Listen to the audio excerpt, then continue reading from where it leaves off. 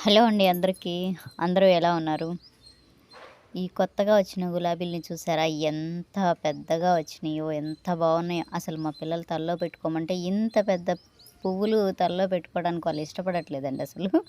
అంత ముద్దుగున్నాయి. తలంతా వచ్చేస్తుంది పెద్ద పెద్ద గులాబీలు అసలు. ఇంత పెద్దగా రావటానికి, ఇన్ని మొగ్గలు రావటానికి నేను తీసుకున్న జాగ్రత్తలు ఏంటి అంటే చాలా సింపుల్‌గా అండి. అందరూ వాడేవి. నేను వాడి పడేసిన టీ పొడి, ఉల్లిపాయ తొక్కలు, తర్వాత కోడిగుడ్డు డొప్పలు, కిచెన్ వేస్ట్ అంతా కూడా వేస్తున్నానండి. అసలు అంతకుముందు ఆ కిచెన్ వేస్ట్ చెట్ల మధ్యలో వేయటానికంటే కొంచెం చెత్తగా కనిపిస్తదని వేసేదాన్ని కాదు. కానీ అది వేయటం మొదలుపెట్టిన తర్వాత చెట్టు నిండా మొగ్గలేనండి.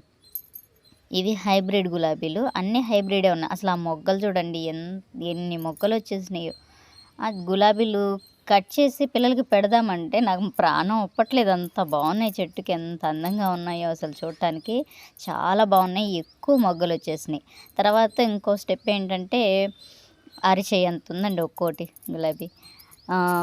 చద్దన్నం మనం పడేయకుండా, అన్నం మిగిలిపోతే కొంచెం మెత్తగా అయిపోయిన అన్నము పడేయకుండా చక్కగా ఒక గిన్నెలో వేసి పెట్టండి. ఒక బకెట్లో వేసి వాటర్ వేసి పెట్టండి. ఒక 2 డేస్ దాకా అవి బాగా అలాగా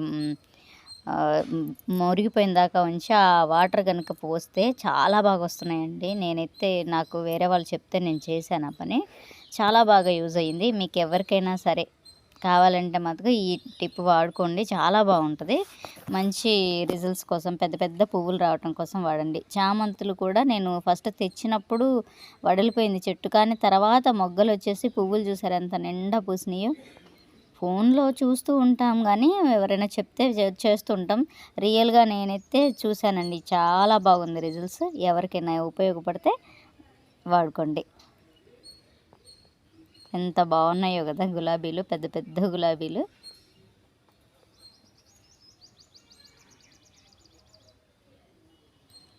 ఓకేనండి. నా ఐడియాలు కనుక మీకు నచ్చితే లైక్ చేయండి, షేర్ చేయండి, సబ్స్క్రైబ్ చేసుకోవడం మర్చిపోకండి.